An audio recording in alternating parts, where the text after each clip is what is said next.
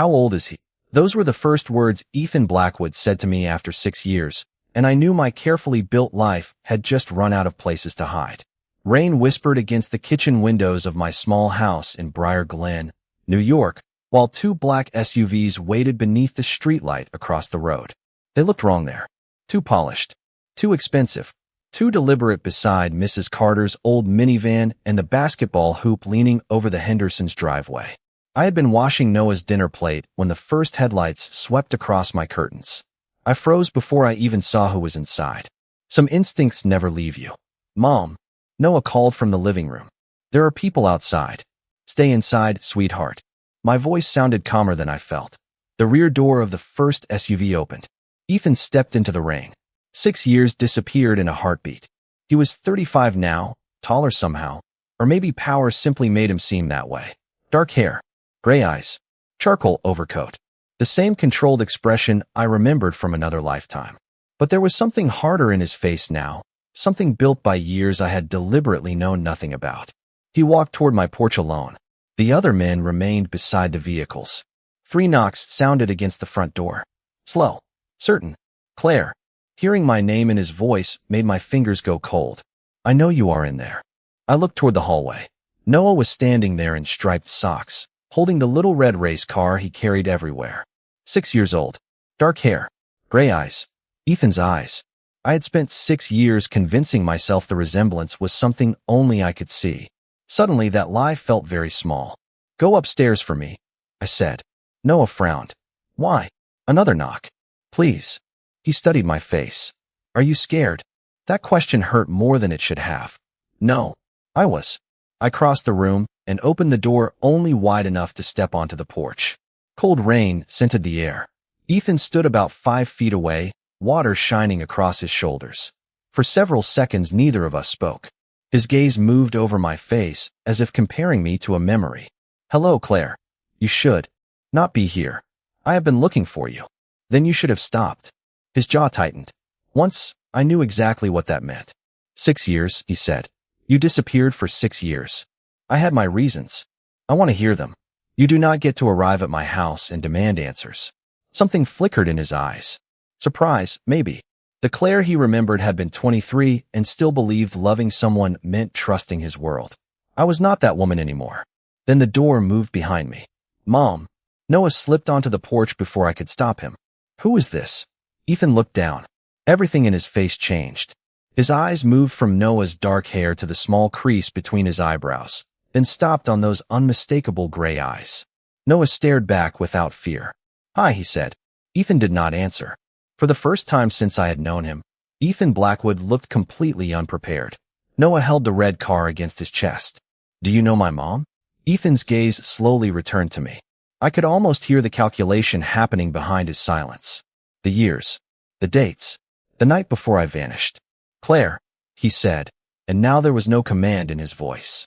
Only disbelief. I wanted to pull Noah inside. I wanted to close the door and somehow return to the life we had been living 10 minutes earlier. But Ethan had already seen too much. His eyes went back to Noah, and when he spoke again, his voice was barely above the rain. How old is he? For 1 second, I thought about lying. Then Noah looked up at me, waiting for an answer to a question he did not yet understand, and I knew I could not build another 6 years on one more lie. He turned 6 in March, I said. Ethan went completely still. The rain continued beyond the porch, soft against the roof, but I barely heard it. His eyes stayed on Noah. 6 years. March. The numbers were simple. The truth behind them was not. I remembered another rainy night 6 years earlier, when I was 23 and still living in a 1-bedroom apartment in Queens. I had spent that afternoon at a small medical office 3 blocks from the subway, telling myself I was probably exhausted from working too many shifts. Then the doctor smiled gently and turned the monitor toward me. I was pregnant. I walked home carrying an ultrasound image inside my purse and 1,000 impossible thoughts inside my head. Ethan was the first person I wanted to call. I loved him then. Maybe that was why I was so afraid. I knew his family had money. I knew the Blackwood name opened doors ordinary people never saw. I knew men lowered their voices when Ethan entered certain rooms. But he had always kept that world away from me. With me, he drank coffee at midnight, complained about terrible baseball calls, and remembered that I hated pickles on cheeseburgers. I had convinced myself that version of him could exist separately from everything else. That night, I stood in my apartment kitchen with my phone in my hand, ready to tell him he was going to be a father. Then someone knocked on my door. When I opened it, the hallway was empty. A white envelope rested on the welcome mat. No name, no return address. Inside was a photograph of me leaving the medical office less than 2 hours earlier. My hands started shaking. Beneath it was another image. My ultrasound. The exact image I thought was still inside my purse. I checked immediately. Mine was there. Someone had obtained another copy. At the bottom of the envelope was a typed note. It said that if Ethan learned about the baby, my child would become part of the Blackwood world forever. It did not threaten me directly. It did not need to. Whoever sent it knew where I lived. They knew where I had been. They knew about my baby before Ethan did. I sat on the kitchen floor until after midnight, staring at his name on my phone. Then fear made the decision for me. I packed one suitcase, took less than $800 in cash, and left before sunrise. I changed my number. I stopped using the bank account Ethan knew about. I stayed with an old college friend in Pennsylvania for 3 weeks, then moved again. By the time Noah was born on a freezing March morning, I had reached Briar Glen and convinced myself disappearing was the same thing as protecting him. For 6 years, I never told Noah why there was no father in our family photographs. I simply told him families came in different shapes, and ours was enough. Now Ethan stood 5 feet from us, doing the same math I had spent years praying he would never get the chance to do. March, he repeated. His voice sounded different. Quieter. Noah glanced between us. Why does my birthday matter? I put one hand gently on his shoulder. Sweetheart, go inside for a minute. But I want to know. Ethan finally looked at me. His face was controlled, but his eyes were not. I saw disbelief there. Hurt. And beneath both, the beginning of certainty. He looked back at Noah, at the gray eyes that matched his own, at the small crease between Noah's eyebrows when he was confused. Then Ethan asked the question I had spent 6 years running from. Claire, is he my son? There are truths you can carry quietly for years, until one question makes them too heavy to hold. I looked at Ethan, then at Noah, and felt every excuse I had rehearsed disappear. Yes, I said. The word came out softer than the rain. Ethan did not move. Noah looked between us, his red race car pressed against his chest. Yes, what? He asked. I crouched beside him and rested my hands on his shoulders. Noah, sweetheart, I need you to go inside for a few minutes. His eyebrows pulled together. Did I do something wrong? No, absolutely not. Then why can I not stay? Because 6 years of fear were standing on our porch. Because the man beside us had just learned he was a father. Because I had no idea what Ethan Blackwood would do with that truth. This is a grown-up conversation, I said. Noah considered protesting, then nodded. Okay. He stepped inside, leaving the door partly open behind him. Ethan waited until Noah disappeared toward the living room. Say it clearly. His voice was controlled, but something underneath it had cracked. I stood. Noah is your son. Ethan closed his eyes. One breath, then another. When he looked at me again, the anger I expected was not there. Grief was. 6 years. Ethan, I missed 6 years. His gaze drifted toward the open doorway. His first word. His first steps. His first birthday. Kindergarten. Each sentence became quieter. I did not even know his name. Guilt tightened around my chest, but I forced myself to remember the envelope, the photograph, the ultrasound, the fear that had followed me across state lines. I thought I was protecting him. Ethan looked at me sharply. From me. From everything around you. His jaw tightened. Behind him, the men near the SUVs remained motionless in the rain. Ethan followed my glance and seemed to understand the contradiction without me explaining it. You should have trusted me. I was 23 years old, and someone knew I was pregnant before you did. His expression changed. What? That is not a conversation we are having in front of Noah. Claire, who knew? The command in his voice returned so naturally that 6 years disappeared for half a second. I remembered being younger, softer, too willing to let his certainty become mine. Not anymore. No. He stared at me. No. You do not give orders in my house. Silence. Even the rain seemed quieter. Ethan could have argued. Instead, he stepped backward. All right. I had not expected that. All right. You said no. His eyes held mine. I heard you. Before I could answer, Noah appeared in the doorway again. Mom, can I have hot chocolate? He looked at Ethan. Does he want some too? I almost laughed from sheer disbelief. Ethan looked as startled as I felt. Noah, this is complicated. Hot chocolate is not complicated. Ethan's mouth moved slightly, almost a smile. Noah looked up at him. What is your name? Ethan. How do you know my mom? Ethan glanced at me before answering. We knew each other a long time ago. Noah studied him with the serious curiosity that always made him seem older than 6. Were you friends? Ethan's eyes stayed on mine. She was very important to me. My throat tightened. Noah nodded, satisfied for exactly 2 seconds. Then he asked, Are you my dad? The question landed harder than Ethan's had. I saw Ethan's instinct rise in his face, the urge to claim the answer immediately. But he stopped. He looked at me first. Waited. That mattered more than I wanted it to. I gave a small nod. Ethan lowered himself so he was closer to Noah's height, keeping several feet between them. Yes, he said gently. I am. Noah stared at him. Then where were you? Ethan went completely still. There was no money in the world that could buy him an easy answer. I did not know about you, he said. Noah looked at me, then back at Ethan. But you know now. Ethan swallowed. Yes. Noah hugged the red car tighter. So what happens now?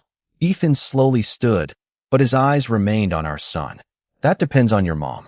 I looked at the man who once believed every closed door could be opened with enough power. Then I looked at my son. What happens now, I said, is that nobody makes any decisions tonight. Ethan nodded. Agreed. And nobody changes Noah's life without my permission. Another pause. Agreed. I stepped closer, holding his gaze. Being his biological father does not mean you get to walk in here and become his dad overnight. This time Ethan did not answer immediately. He looked at Noah, then at me, and something in his expression finally surrendered. Then tell me how I earn it. The next morning, Ethan tried to solve 6 missing years in less than 10 minutes. I should have expected it. Men like Ethan Blackwood did not become powerful by waiting for problems to fix themselves. At 8:15, while Noah ate cinnamon toast before school, my phone rang. I found a house, Ethan said. I stared at the sink. Good morning to you too. He paused. Good morning, Claire. What house? 4 bedrooms. Good neighborhood. 20 minutes from Manhattan. Private yard. Better school district. I closed my eyes. No, you have not seen it. I do not need to. Then let me send you the information. Ethan. Noah glanced up from his breakfast. I lowered my voice. We talked about this last night. I am trying to provide for my son. He already has a home. I can give him more. There it was. The problem between us reduced to one sentence. Ethan believed more meant better. More money. More space. More protection. More control. Noah does not need 4 bedrooms, I said. He sleeps in one. Silence. What about school? Ethan asked. He likes his school. I looked at the district ratings. Of course you did. Claire, there are schools closer to the city with stronger programs. His teacher knows when he is nervous before a spelling test. His best friend lives 3 houses away. He knows the librarian by name. Those things do not appear in your ratings. Ethan exhaled slowly. Then let me establish a college fund. I already have one. Enough for whatever school he chooses? Probably not. Then let me help. Maybe someday. Not today. Another silence. I could almost feel how difficult those words were for him. What can I do? He finally asked. That question changed everything. Not because I trusted him. I did not. Not yet. But Ethan had spent his life asking what he could control. Now he was asking what he could do. Show up, I said. That is all. That is not all. That is everything. So he did. 3 days later, Ethan arrived at 4 o'clock in a dark sedan instead of 2 black SUVs. He wore a navy sweater, jeans, and the uncomfortable expression of a man attempting to look ordinary while still looking like Ethan Blackwood.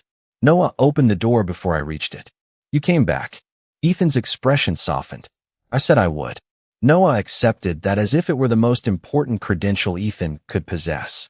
Within 20 minutes, they were sitting on the living room floor surrounded by cardboard, glue, and foam planets for Noah's school solar system project.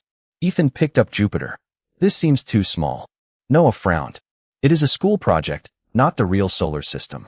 I covered my mouth to hide a smile. Ethan looked at me. Apparently, I have been corrected. Get used to it. Over the next 2 weeks, something strange happened. Ethan stopped arriving with solutions. He started arriving with time. He came to Noah's Saturday soccer game, and stood in 40-degree weather drinking terrible concession stand coffee. He learned Noah hated peas, loved blueberry pancakes, and refused to sleep unless the hallway light stayed on. He learned that the red race car had a loose front wheel and spent 20 minutes fixing it at my kitchen table instead of offering to replace it. One evening, I found him sitting beside Noah while my son explained the rules of a board game with at least 3 rules he had clearly invented himself. Ethan listened as seriously as if someone were explaining a multi-million-dollar contract. That was when I understood what frightened me most. I had prepared myself to resist Ethan's money, his influence, his certainty. I had not prepared myself for patience. After Noah went upstairs to brush his teeth, Ethan remained at the kitchen table. There is something I want to ask. I folded a dish towel. What? Security. My shoulders tightened. No. Hear me out. You promised. I promised not to change his life without permission. I am asking permission. That stopped me. Ethan leaned forward. One person. Far enough away that no one never notices. No one enters this house. No one follows you into stores. You will barely know they exist. Why? His eyes became serious. Because I found you. A chill moved through me. What does that mean? It means if I could find you after 6 years, someone else might eventually connect you to me. I stared at him. The old fear returned immediately. Ethan saw it. Claire, I am not trying to scare you. You just did. Then forget I asked. I will find another way. No argument. No command. He stood and reached for his coat. As he did, Noah came running downstairs holding the repaired red race car. Ethan, wait. Ethan turned. Noah smiled and held out the toy. Tomorrow, can you show me how you fix this? Ethan looked at me before answering. Always me first now. I nodded. Tomorrow, he said. Noah smiled and disappeared upstairs again. Ethan opened the front door, then paused. You were right about something. What? I cannot buy back 6 years. He looked toward the staircase. But maybe I can stop wasting the next one. 3 weeks after Ethan came back into our lives, Noah started waiting for him. He never admitted it. He simply began checking the front window around 4 o'clock, pretending he was looking at birds or counting cars on the street. Ethan noticed. He never mentioned it either. That Saturday morning, the temperature hovered around 41 degrees, and Noah's soccer field was still damp from overnight rain. Ethan arrived carrying 2 coffees and 1 hot chocolate. You remembered, Noah said, taking the cup. Extra marshmallows, Ethan replied. Noah inspected it. There are only 4. Ethan looked genuinely concerned. Is 4 not extra? 6 is extra. I will remember that. I watched from beside the bleachers as Noah ran toward his teammates. Ethan handed me a coffee. 1 cream. No sugar. I stared at the cup. 6 years, and he remembered. Thank you. We stood quietly through most of the game. Noah missed the ball twice, fell once in the wet grass, got back up, and eventually scored a goal that might have involved more luck than skill. Ethan applauded like Noah had just won a championship. On the drive home, Noah talked without stopping. By lunchtime, he had convinced Ethan to stay and help him rebuild a cardboard bridge for school. I made grilled cheese while they worked at the kitchen table. Can I ask you something? Noah said. Ethan looked up from the glue. Anything. Do you have kids? My hand stopped above the skillet. Ethan's eyes found mine for half a second. Yes, he said. Noah leaned forward. A boy or a girl? A boy. How old is he? Ethan swallowed. 6. Noah smiled. Like me. Exactly like you. The kitchen suddenly felt very quiet. Noah turned a cardboard piece between his fingers. What is his name? Ethan looked at him. Noah. My son blinked. That is my name. I know. Noah stared at Ethan, and I watched understanding arrive slowly. Children do not always need complicated explanations. Sometimes they only need the missing pieces placed close enough together. You mean me? He asked. Ethan nodded. I mean you. Noah looked down at the cardboard bridge. So you are really my dad? Yes. Why were you not here before? Ethan did not move. I could have answered for him. Maybe part of me wanted to. Ethan deserved some of the blame. So did I? But this was his first chance to speak to his son as a father, and I let him have it. Because I did not know about you, Ethan said. Noah frowned. But how did you not know about me? Ethan glanced toward me, then back at Noah. Sometimes adults make choices because they are afraid. Your mom made choices she believed would keep you safe. I tightened my grip. On the spatula. He could have blamed me. He did not. Are you mad at Mom? Noah asked. No. Ethan answered immediately. I wish things had happened differently, but I am not angry with your mom for loving you. My eyes burned. Noah was quiet for several seconds. Are you sad? Ethan looked down at his hands. Yes. Because you missed stuff? A lot of stuff. Like kindergarten. Like kindergarten. And when I lost my first tooth? Ethan smiled faintly. That too. Noah thought about it, then pushed the little red race car across the table until it stopped beside Ethan's hand. You know me now. Ethan stared at the toy. Something changed in his face. Not dramatically. Ethan never gave emotion away easily. But his shoulders lowered, and when he breathed in, it sounded unsteady. Yeah, he said softly. I know you now. Noah smiled. Then you can learn the stuff you missed. Ethan looked at our son as if he had just been offered something no amount of money could purchase. I would like that. Noah jumped down from his chair. I am getting my baseball cards. He disappeared toward the stairs. Ethan remained seated, staring at the red car. I turned off the stove. You handled that well. I did not know what to say. You told him the truth. Ethan looked at me. Not all of it. Before I could answer, he reached for the race car and accidentally brushed the stack of mail near the fruit bowl. An old white envelope slipped onto the floor. My breath stopped. Ethan bent to pick it up. Then he saw the faded black seal on the back. His entire expression changed. Claire, he said quietly, where did you get this? I knew exactly where the envelope had come from. What I did not understand was why Ethan looked as if he had just seen a ghost. It was left outside my apartment the night I found out I was pregnant, I said. His thumb moved slowly over the faded black seal. You kept it. For 6 years. Upstairs, Noah's footsteps crossed his bedroom floor as he searched for his baseball cards. The ordinary sound made the silence in my kitchen feel even heavier. Ethan turned the envelope toward the window. This mark was not used by our rivals. My stomach tightened. What are you saying? It belonged to my family. I stared at him. That is impossible. I grew up seeing this seal on private correspondence. His voice became quieter. My father used it. Richard Blackwood.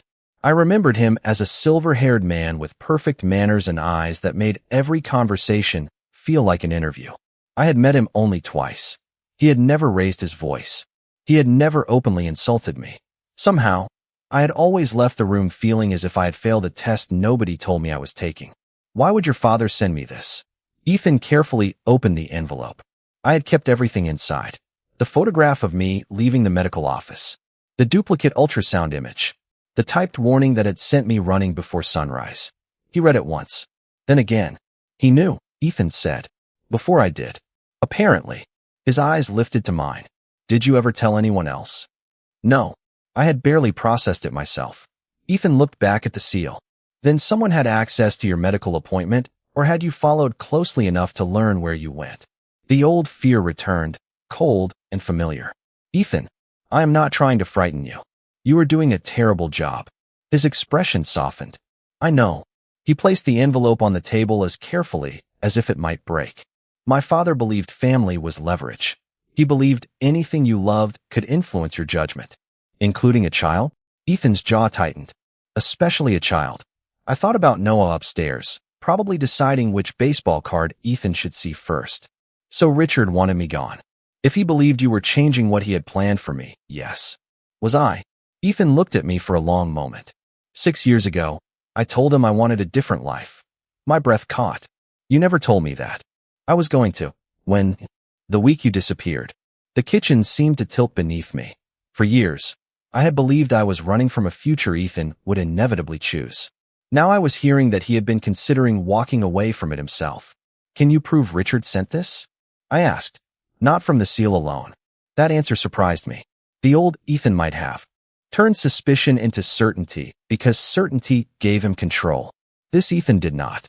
My father kept private financial records and correspondence, he continued. After he died, everything was archived. If he arranged surveillance, paid someone to obtain information, or authorized anything connected to your old address, there may be a trail. You still have those records? Yes. I looked at the envelope. Then find it. Ethan studied my face. Are you sure? I have spent 6 years wondering who knew about Noah before he was born. I want the truth. Footsteps sounded on the stairs. Ethan immediately closed the envelope and slid it beneath the folder on the table. Noah appeared carrying a thick stack of baseball cards held together with a rubber band. I found them. Ethan's face changed instantly. Not into a lie. Into restraint. Good, he said. Noah sat beside him and started explaining which players mattered and why. Ethan listened, but every few seconds his eyes returned to the envelope. I watched both of them and felt the past shifting beneath everything I thought I knew. Richard Blackwood had been dead for 3 years.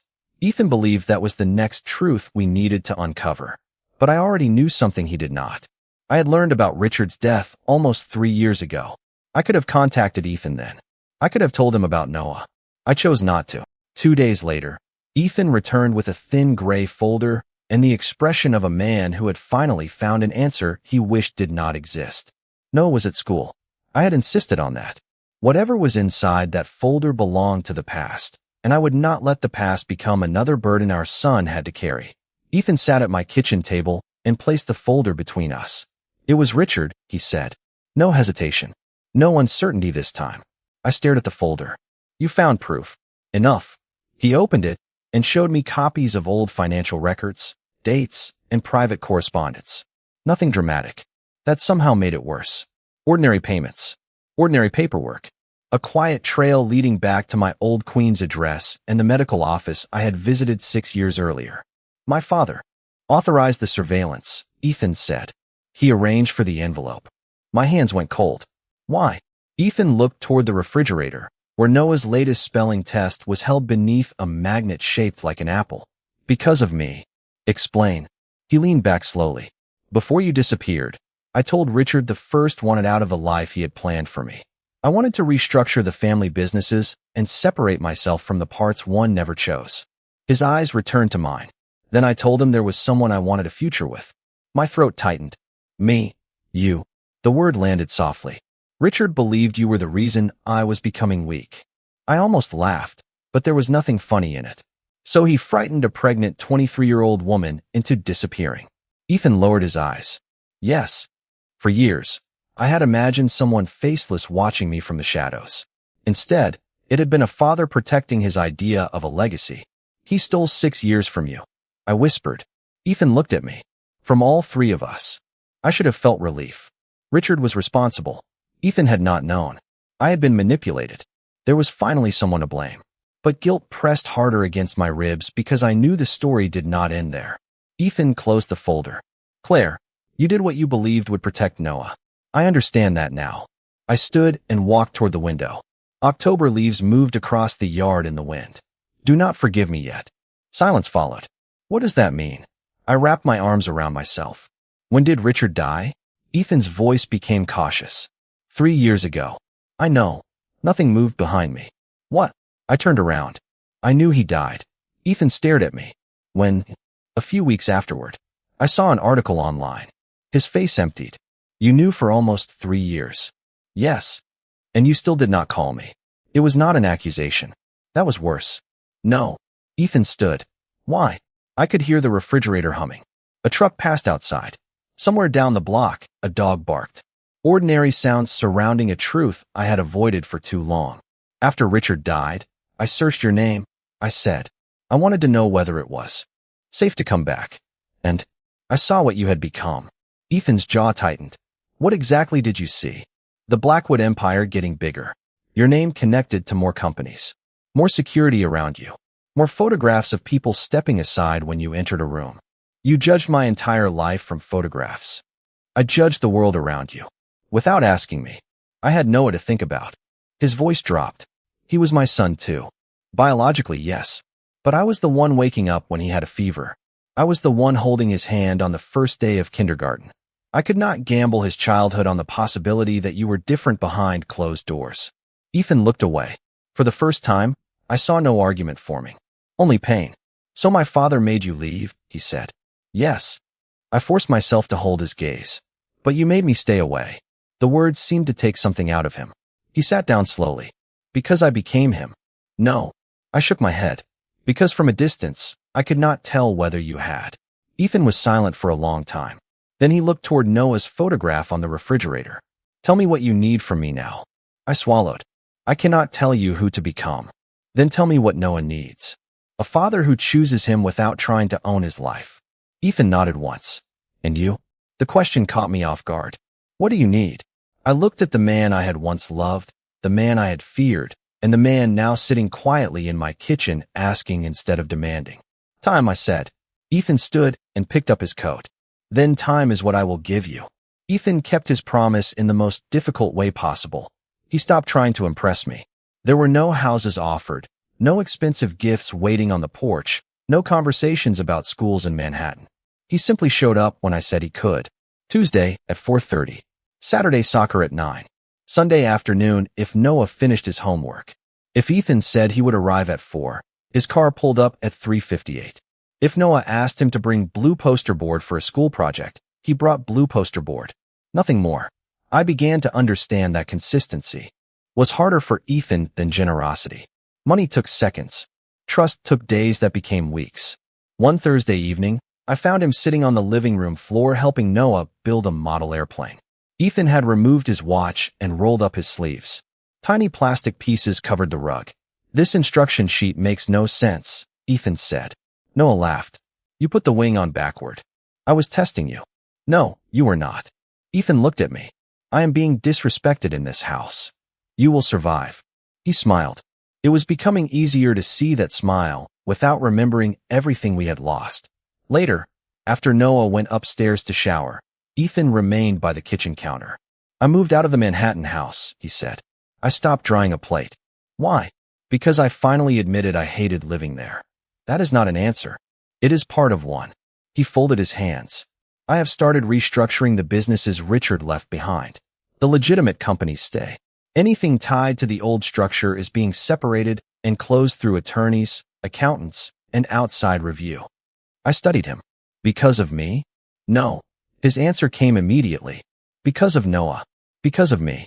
Because I should have done it before either of you came back into my life. I set the plate down. That could take years. Probably. And people may not like your decisions.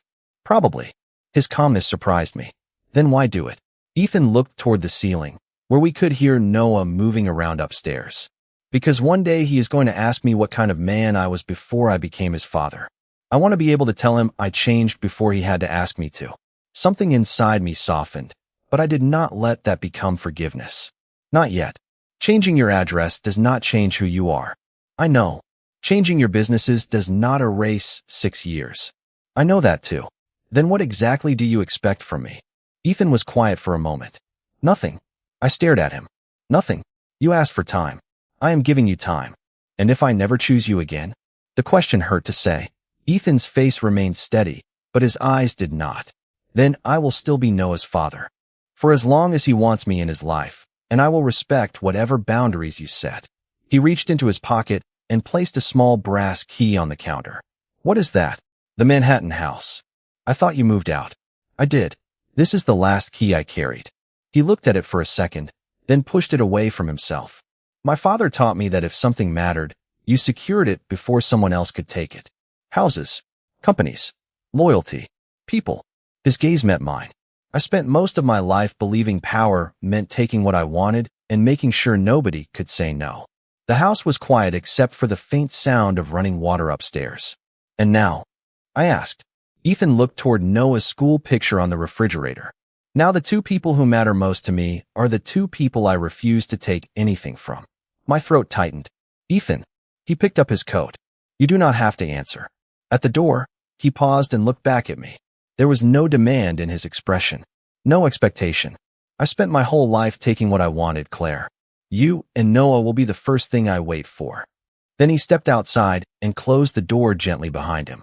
I stood alone in the kitchen staring at the brass key on the counter, realizing that for the first time in 6 years, Ethan Blackwood was walking away from me without leaving.